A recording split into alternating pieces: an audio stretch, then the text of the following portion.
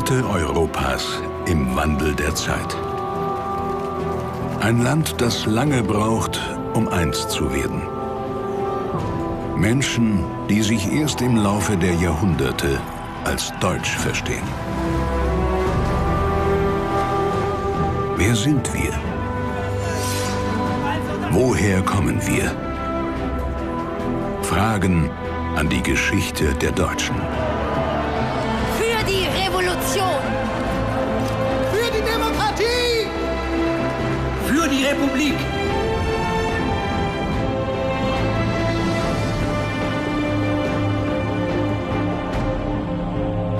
Die industrielle Revolution des 19. Jahrhunderts wirft die soziale Frage auf.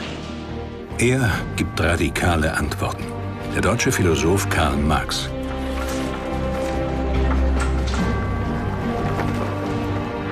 Seine Vision einer klassenlosen Gesellschaft macht den streitbaren Draufgänger zum einflussreichsten Deutschen der Moderne. Seine Ideen verändern die Welt, wenn auch nicht unbedingt im Sinne des Erfinders.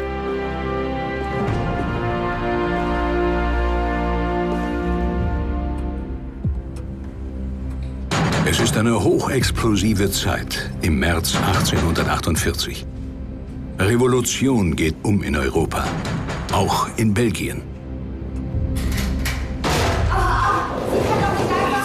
Da gilt ein rebellischer Emigrant wie Karl Marx schnell als Unruhestifter. Wir dürfen das. Wo ist er? Was ist hier los? Monsieur Marx, darf ich bitten? 2 Mann in jedes Zimmer. Wir nehmen alles mit. Meine Papiere! Bitte, lassen Sie keine Meine Papiere sind vollkommen in Ordnung. Das wird sich herausstellen. Darf ich Sie jetzt bitten, mich auf die Präfektur zu begleiten? Bitte machen Sie keine Schwierigkeiten. Alle, Monsieur. Die Preußen haben sie wohl geschickt. Wir haben eine Aufenthaltsgenehmigung und wir haben Kinder.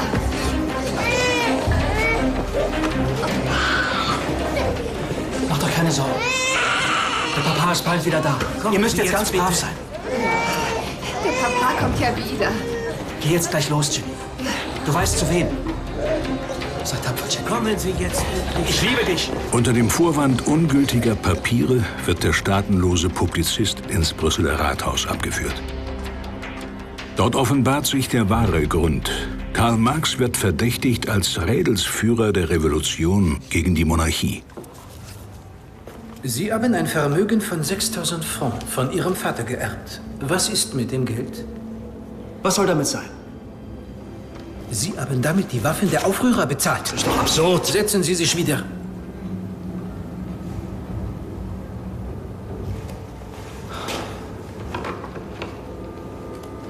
Ich bin kein Putschist. Ich bin Philosoph. Also bitte. Die Revolution kommt auch ohne meine Notgroschen. Das ist wie ein Naturgesetz.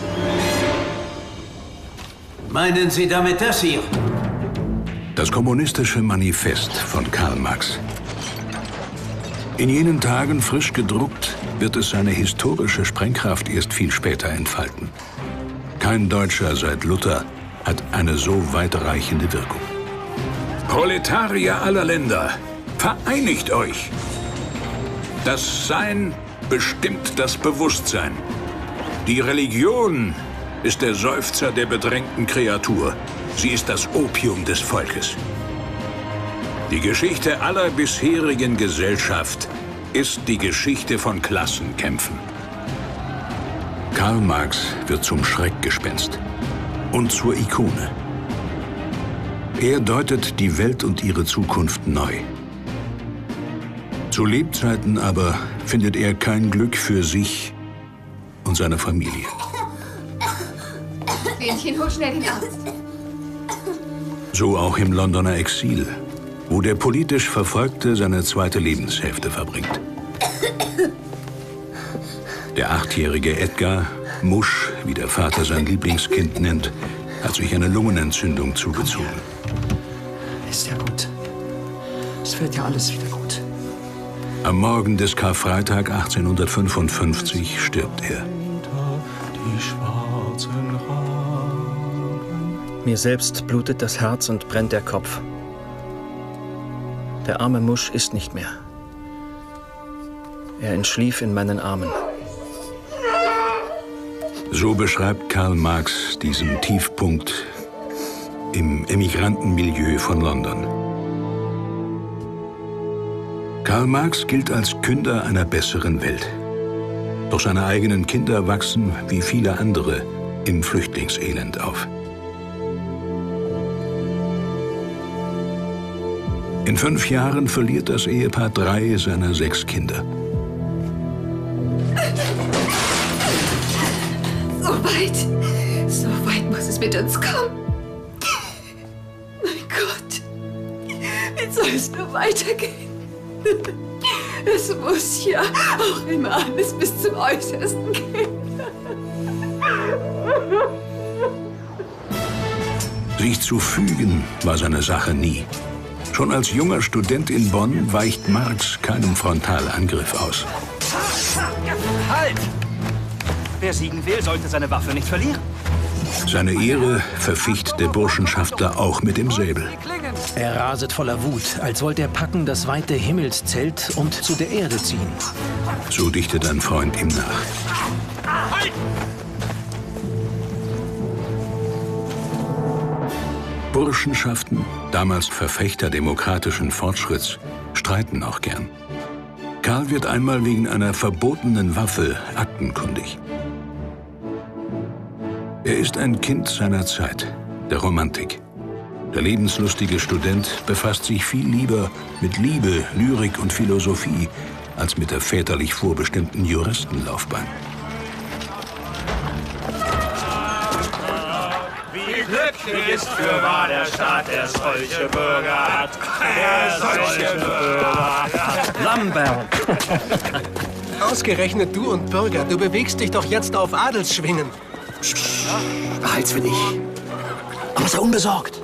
Das Einzige, was uns wirklich adelt, ist doch die Bildung. Oder die Einbildung, mein Freund. Die heimliche Verlobte ist eine Adlige. Jenny von Westphalen und Marx selbst haben sich sicher von Jugend an als füreinander bestimmt empfunden. Aber Jenny war mehrere Jahre älter als er. Es war die Unterschiedlichkeit des Herkommens, preußisch-protestantische Familie, jüdische Familie. Und es war die Tatsache, dass Marx noch studierte und nichts verdiente. Und all diese Barrieren, das waren drei sehr hohe, haben sie in einem Kraftakt überwunden, den man wirklich als symbolische revolutionäre Tat bezeichnen könnte. Karl Marx ist ein Spross der deutschen Provinz. Seine Heimat an der Mosel ist politisch und wirtschaftlich abgemeldet, seit statt Napoleon Preußen hier regiert. Im katholischen Trier wächst Karl in einem protestantischen Elternhaus jüdischer Herkunft heran. Seine Ahnen hießen noch Mordechai, einige waren Rabbiner. Auf dem jüdischen Friedhof in Trier sind ihre Gräber. Doch Vater Heinrich, ein Anwalt, lässt die Familie nun preußisch korrekt taufen. Das Gymnasium weist dem Sohn im Geiste der Aufklärung den Bildungsweg. Wer nur für sich selber schafft, wird nie ein wahrhaft großer Mensch, schreibt der Abiturient. Kleinteiligkeit prägt die deutschen Lande vor Mitte des 19. Jahrhunderts. 38 Einzelstaaten sind im Deutschen Bund eher lose zusammengefügt, dominiert von den Vormächten Österreich und Preußen. Mit seinem Militär- und Beamtenapparat wird das aufstrebende Königreich zur Bastion gegen freiheitliche Ideen.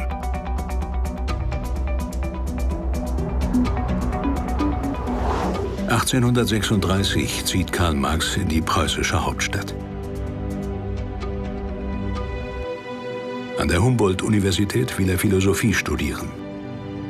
Doch die vorherrschende Lehrmeinung ist ihm bald zu eng.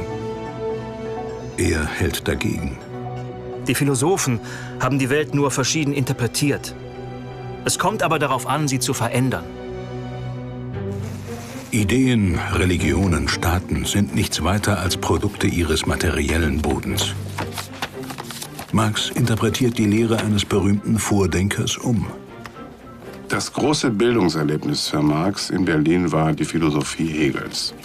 Vor allen Dingen durch eine Sicht auf die Weltgeschichte, die man vielleicht so charakterisieren kann: Die Geschichte ist das Werk der Menschen selbst. Die Welt bewegt sich in Widersprüchen und das Rätsel der Geschichte ist in dem Augenblick gelöst, wo alle von den Menschen selbst geschaffenen, sie aber beherrschenden Institutionen und Mächte abgeschafft sind und die Menschen die Welt beherrschen, anstatt von ihr beherrscht zu werden. Und so deutet er die Geschichte. Schon in der Antike erzeugte die Macht der Sklavenhalter Gegenkräfte, an denen sie zerbrach. Auf der nächsten Stufe, der Fürstenherrschaft, erzwingt der Gegensatz von Adel und Untertanen eine neue Gesellschaftsform. Die Herrschaft des Besitzbürgertums, der Bourgeoisie. Der Kapitalismus wiederum provoziert den Klassenkampf mit der Arbeiterschaft, dem Proletariat. Ihm, so Marx, gehört die Zukunft. Seine Zukunft liegt in Köln. Die werdende Industriestadt, damals zu Preußen gehörend, gönnt sich ein liberales Organ, die Rheinische Zeitung. Als deren Chefredakteur kämpft der Doktor der Philosophie gegen die rote Tinte der Zensur. Rein optisch ein Blutbad. Es tut mir leid. Hätte ja auch mal ein Satz so bleiben können, wie er gesetzt ist. Gleich. Den wahren Zündstoff hat der brave Herr Geheimrat in seinem Diensteifer völlig übersehen. Ein Hoch auf das preußische Zensurbeamtentum, Horst. Was mischst du dich auch in die Politik ein, Karlchen? Das ist doch halsbrecherisch. Das geht nicht gut. Ich bin's doch auch leid. Das ewige Schmiegen und Biegen, die Wortklauberei. Der Fortschritt ist nun mal ein störrischer Esel. Du aber auch.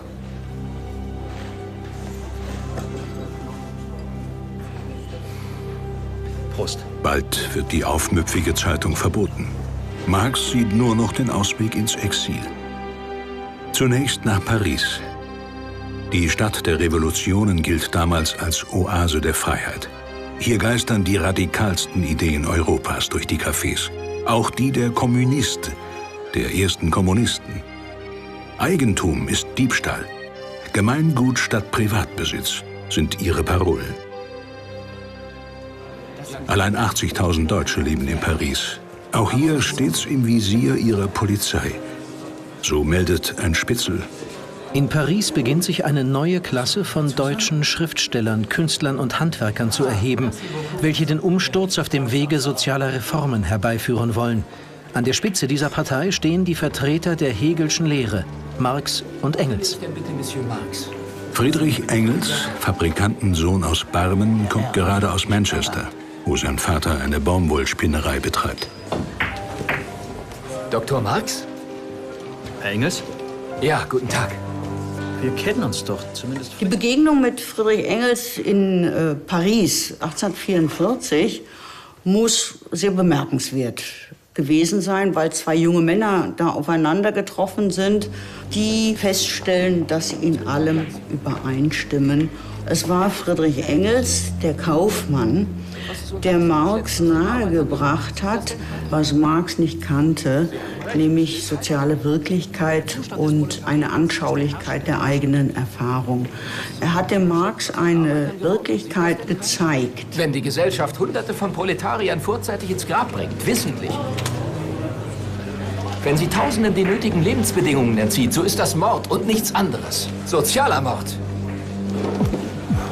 Gegen den man sich nicht wehren kann, weil man den Mörder nicht sieht. Sogar die Kinder geraten schon in diese Maschinerie. Wer sich von klein auf jeden Tag 12 Stunden in der Fabrik abplagt, kaum mal in der Schulbank statt an der Werkbank sitzt, wie viel menschliche Gefühle und Fähigkeiten soll der noch in sein 30. Jahr hinüber retten? Sieht das denn keiner?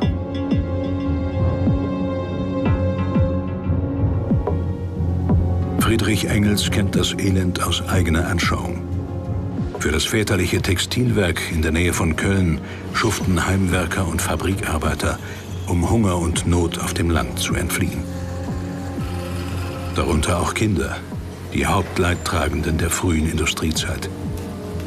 Als Folge von Überbevölkerung, Missernten und Seuchen überlebt jedes 4. Neugeborene die Kindheit nicht.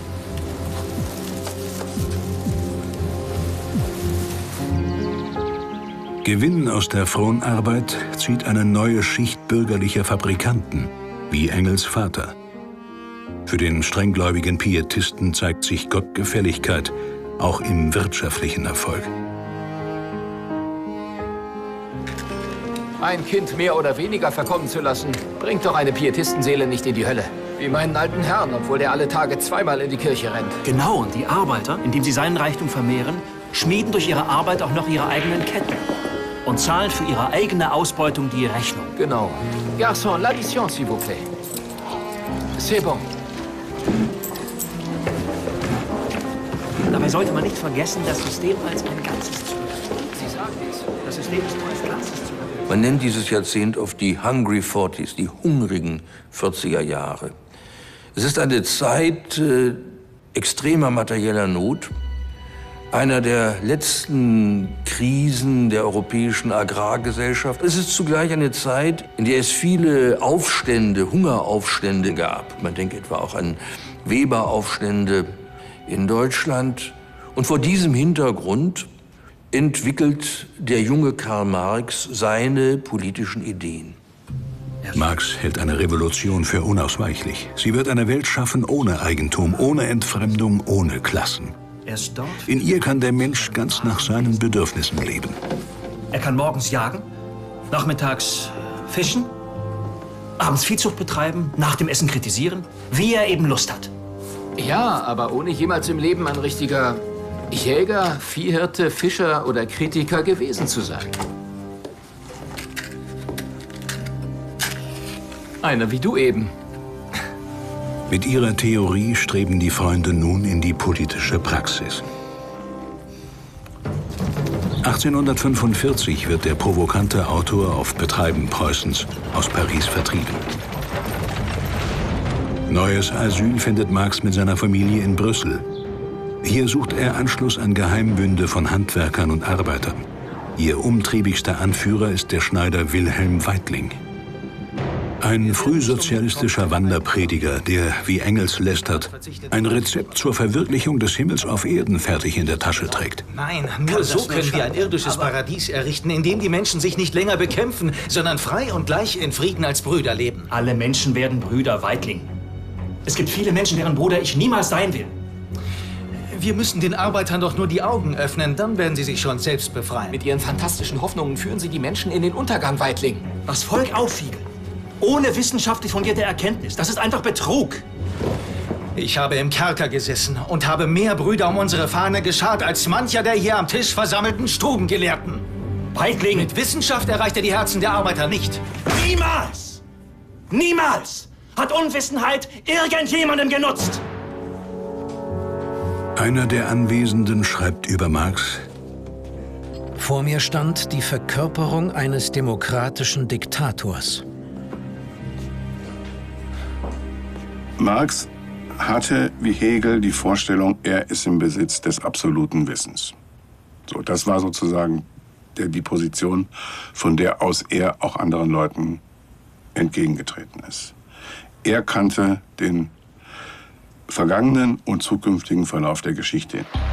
Doch die Geschichte ist eigenwillig. Sie folgt keinem Gesetz.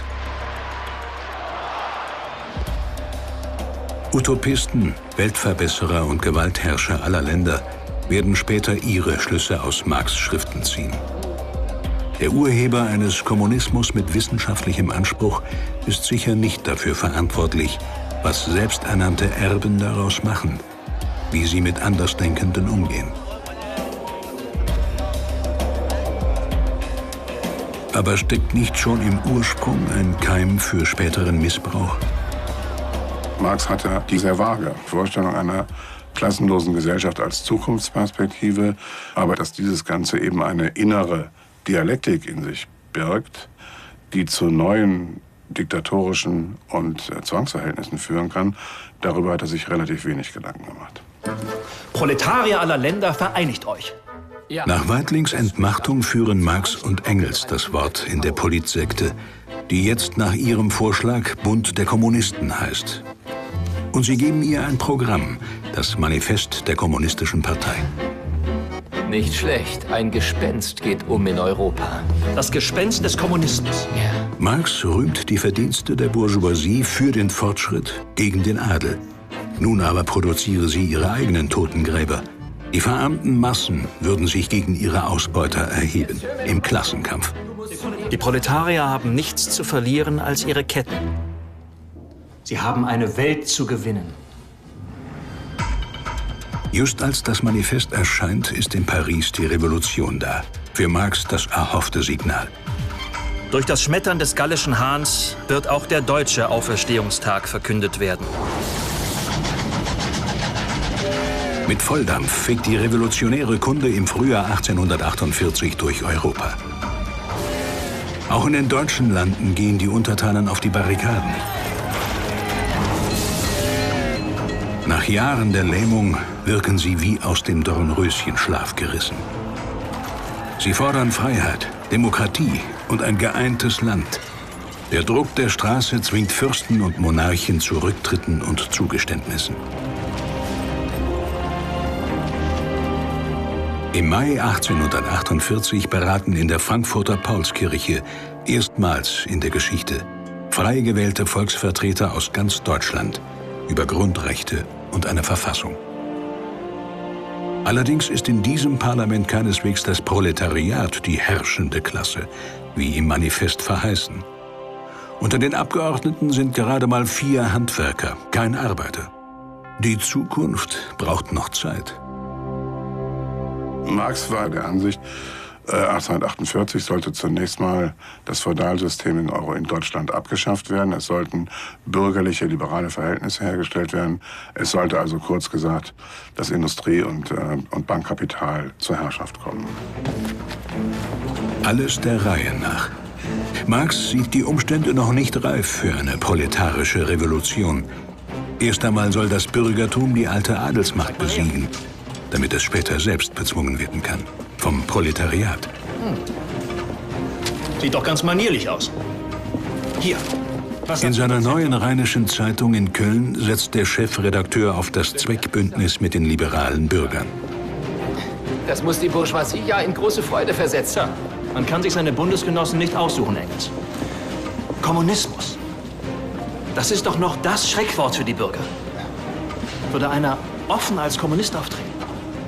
Ich glaube, der würde gesteinigt werden. Es ist noch nicht die Zeit.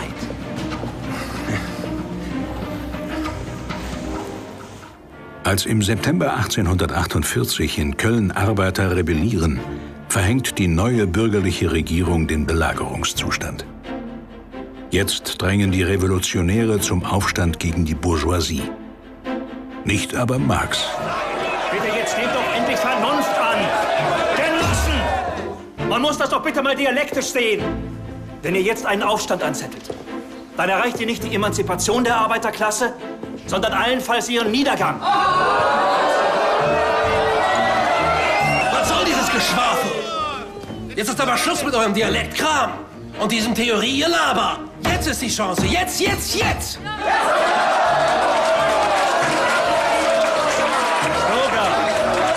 jetzt hört doch mal zu! Bürger! Wenn nicht das gesamte Volk durch große Fragen in den Kampf gedrängt wird, dann ist ein Aufstand sinnlos. Komm, Jenny, wir gehen. Es ist alles gesagt. So ein Unsinn! Wenn die Revolution vorbei ist, brauchen wir nicht mehr auf die Barrikaden. Ist der gut gesprochen? Auf die Barrikaden! Doch auch die bürgerliche Revolution von 1848 erlebt ihre Götterdämmerung.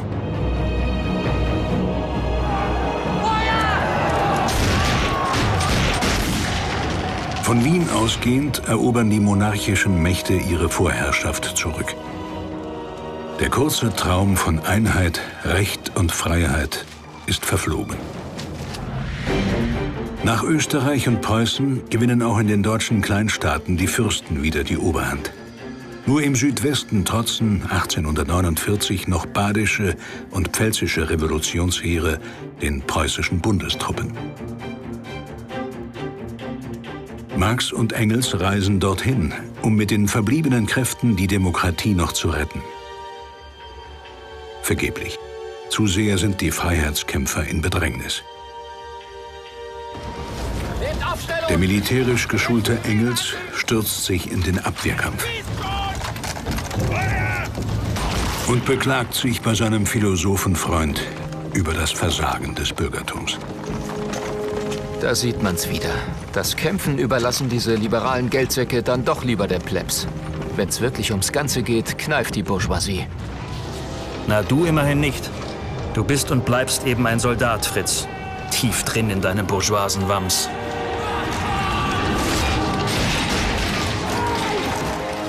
Als Kommandeur einer Schützenkompanie schlägt sich der Geschäftsmann wacker.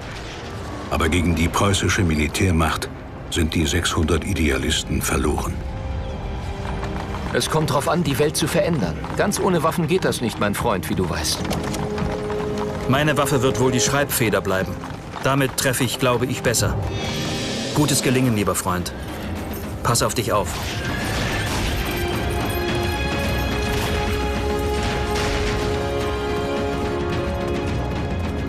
Nach geschlagener Schlacht flieht Friedrich Engels in die Schweiz. Im Juli 1849 wird die badische Festung Rastatt, die Fluchtburg der letzten 6000 Freiheitskämpfer, von preußischen Truppen eingenommen. Über 27 Revolutionäre wird das Todesurteil verhängt. Für ihren Traum von Recht und Freiheit.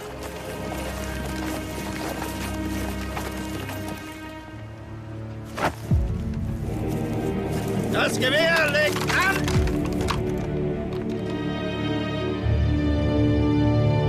Gebt Feuer!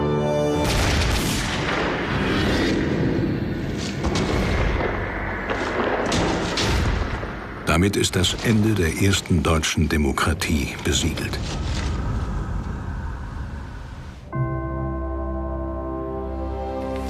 Und so liege ich nun da in meiner Kraft. Eine stolze Rebellenleiche.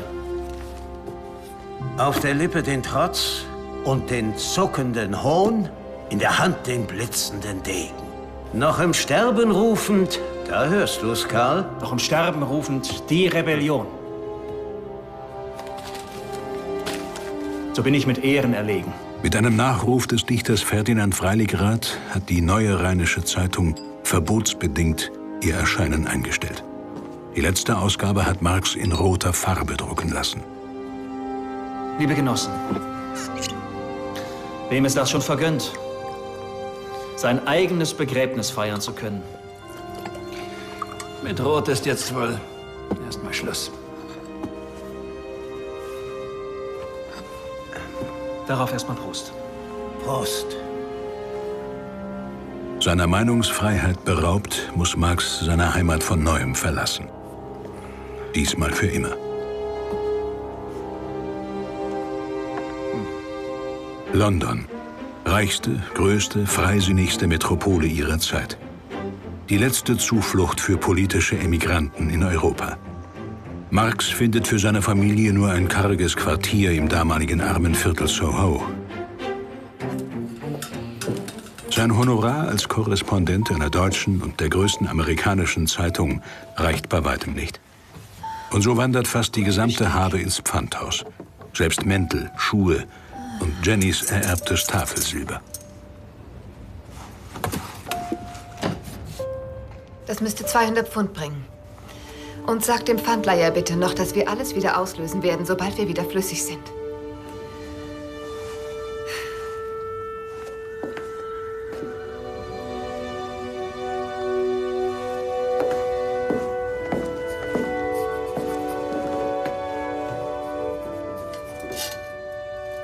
Ach nein, feins Liebchen. Bitte. Nicht den. Das ist eine Reliquie. Lieber verzichte ich die nächsten Wochen Ja, auf... Du hast leicht reden. Die Mädchen trauen sich nicht mehr aus dem Haus, weil sie keine richtigen Schuhe haben. Lenchen kann zusehen, was sie auf den Tisch bringt. Überall lassen wir anschreiben und ich muss mich tagtäglich verstellen und den Vermieter belügen. Damit er uns nicht hinauswirft. Mach doch noch ein einziges Mal die Augen auf.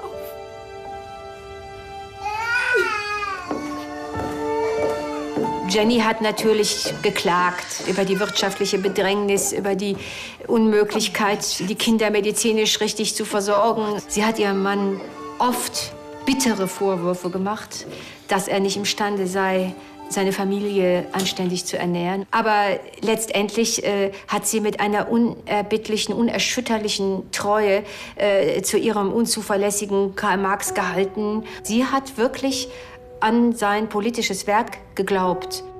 Zur schwersten Belastungsprobe für die Ehe wird die Schwangerschaft von Helene Demuth, der guten Seele im Haushalt. Jenny entgeht nicht, wer der Vater ist. Ihr Ehemann. Für die Außenwelt übernimmt Engels die Vaterschaft. Es ist eine unglaubliche Lebenslüge, diese Vaterschaft auf Engels zu schieben, um die Ehe zu retten. Das muss man sich mal vorstellen. Selbst das hat Engels für seinen Freund auf sich genommen. Die Vaterschaft an diesem unehelichen Kind. Und nicht nur das. Kapital. Um die Not der Familie zu lindern, schickt Engels aus Manchester, wo er im väterlichen Zweigwerk arbeitet, regelmäßig Geld. Aus Furcht vor Diebstahl in halbierten Scheinen. Die Erträge aus dem Manchester-Kapitalismus sind die Rettung für den mittellosen Lebenskünstler Marx. Ohne die Subvention von Engels hätte Marx weite Teile seines Werks nicht fertigbringen können und auch Schwierigkeiten gehabt, bestimmte Krisenjahre zu überleben. Dann, nach langem Aufschwung, wird 1857 die Londoner Börse von einer Krise erfasst. Von New York ausgehend stürzen die Aktienkurse. Firmen gehen pleite, entlassen ihre Arbeiter. Auch Engels Anteile sind nur noch die Hälfte wert. Doch die Freunde frohlocken. Endlich ist sie da, die Epidemie der Überproduktion. Nun, so erwarten sie, wird sich programmgemäß das Proletariat erheben. Jedes Mal, wenn eine Krise am Horizont sich abzeichnete, war Marx in völlig euphorischer Stimmung und dachte, jetzt beginnt eine neue europäische Revolution, wieder wie 48. Die Krise bringt die Gesellschaft wieder in den Ausnahmezustand, aus dem heraus Revolutionen entstehen. Doch die Krise verstreicht. Der Klassenkampf fällt aus. Gleichwohl zeigt Marx keine Scheu vor dem Tempel des Geldes. Der kritische Kenner des Kapitalismus spekuliert nämlich selbst mit amerikanischen und britischen Wertpapieren. Und das zahlt sich für ihn aus. 70, 80, 90, 400 pound and 40 pence. Man darf schon etwas riskieren, um seinen Freunden das Geld abzunehmen. Schreibt Marx. Nicht Aktiengewinne, sondern Erbschaften und Engelsspenden erlauben der Familie, in ein ansehnliches Reihenhäuschen umzuziehen. Dort leistet Marx sich einen durchaus bürgerlichen Lebensstil. Privatsekretär und Klavierstunden der Töchter inklusive. Marx lebte von Anfang an immer auf großem Fuß. Also darüber beschwert sich bereits sein Vater, als er Student ist. Und das ist auch im englischen Exil so. Also eine persönliche Feindschaft gegenüber der Bourgeoisie hatte er nicht. Am wohlsten fühlt der Denker sich an seinem Hauptaufenthaltsort. In der britischen Nationalbibliothek, der damals bedeutendsten Büchersammlung, wühlt er sich durch das Wissen der Welt. Marx konnte ins Britische Museum gehen, er hatte dort einen Arbeitsplatz, den er sozusagen permanent belegte. Und sobald ihm irgendetwas Neues unter die Augen kam, musste er das zunächst mal zur Kenntnis nehmen. Und so haben sich die Arbeiten manchmal jahrelang hingezogen, bevor sie zum Abschluss kamen. Also Marx hatte durchaus zwangsneurotische Züge. Wenn er sich einmal nicht in Privatfehden mit Andersdenkenden verzettelt, verziert der Autor sich in seinem Lebenswerk und vergisst die Welt um sich herum.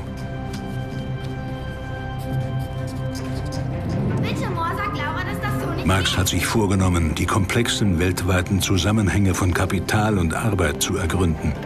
Keine Streitschrift, wie er betont, sondern ein Triumph der deutschen Wissenschaft.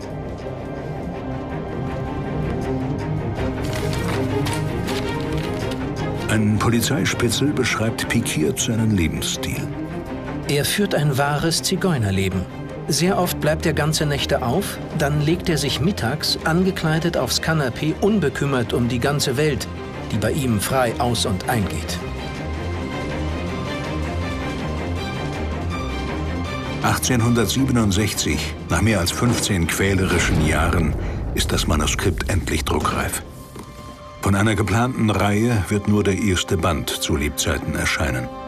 Das Kapital. Für Kommunisten weltweit eine Bibel. Das Buch wirft einen radikalen neuen Blick auf das Geld und die Welt.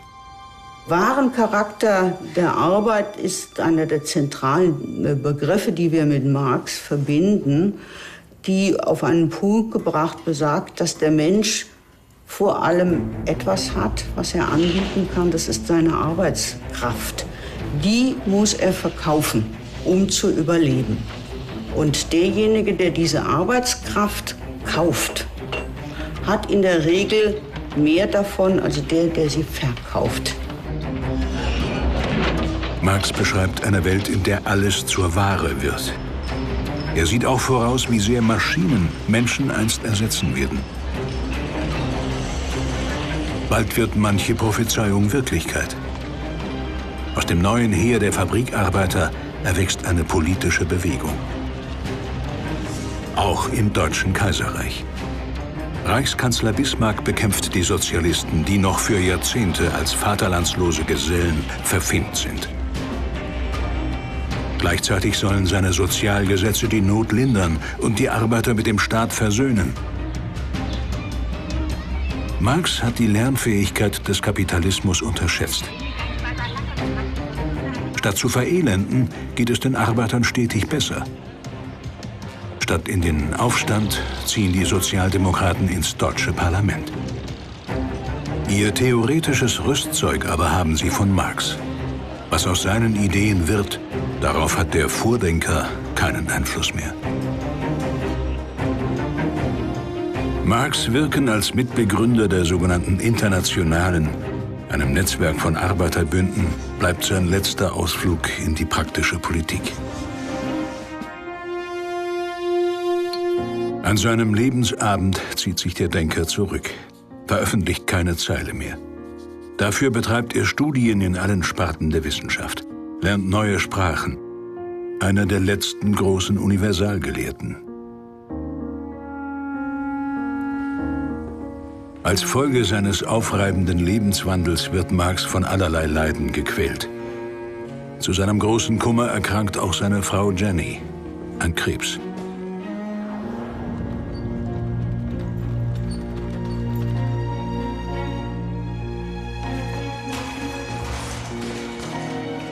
Tochter Eleanor schildert später den letzten gemeinsamen Tag. Nie werde ich vergessen, als er sich stark genug fühlte, in Mütterchens Stube zu gehen.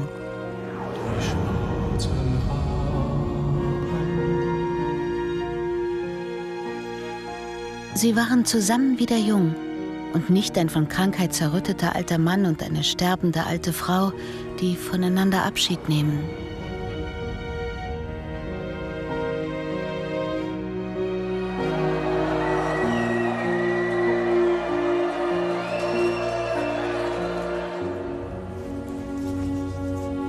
Marx hat ja bei aller Liebe nicht gespart gegenüber Engels mit zynischen Bemerkungen über Familienleben und Ehe. Aber als es dann tatsächlich so war, dass er keine Frau mehr hatte, da war er ein gebrochener Mann und hat immer wieder gesagt, dass ihm das Beste aus seinem Leben genommen worden sei. Ende 1881 stirbt die Frau seines Lebens, Anfang 83 auch ihre älteste Tochter. 2 Monate später folgt ihnen Karl Marx in den Tod.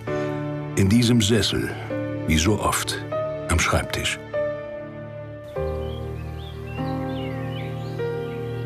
An seinem Grab auf dem Londoner Highgate-Friedhof finden sich ganze 11 Trauergäste ein.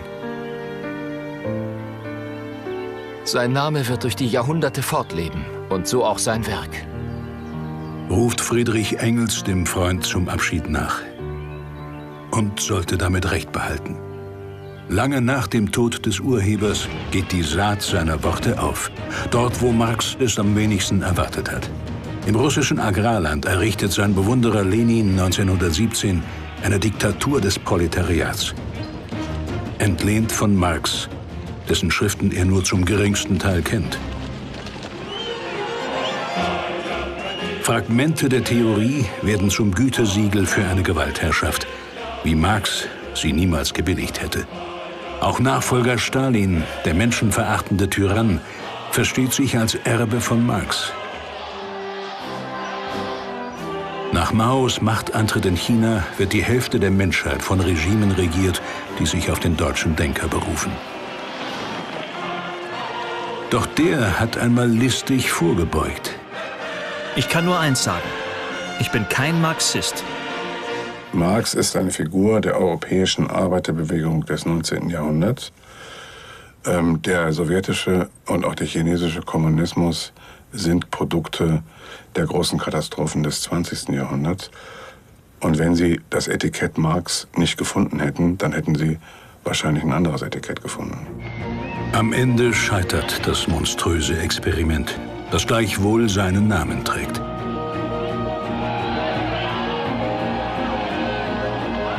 Ist mit dem Fall von Mauern und Ideologien auch der Vordenker erledigt?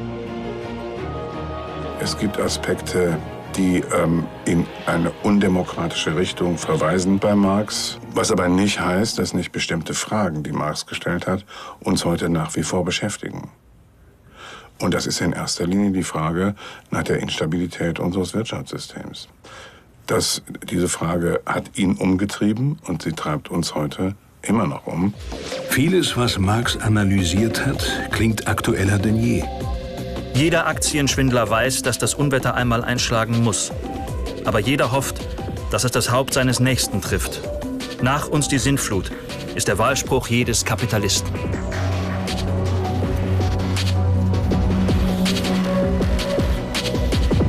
Marx hat keine Antworten auf unsere Krise, aber er zeigt uns, dass es Sinn macht, uns mit unseren Problemen, mit unserer Krise fundamental auseinanderzusetzen.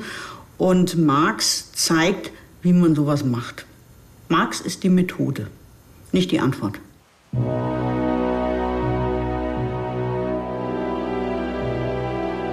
Und wie es aussieht, wird Karl Marx uns weiterhin erhalten bleiben. Als Welterklärer und als Schreckgespenst.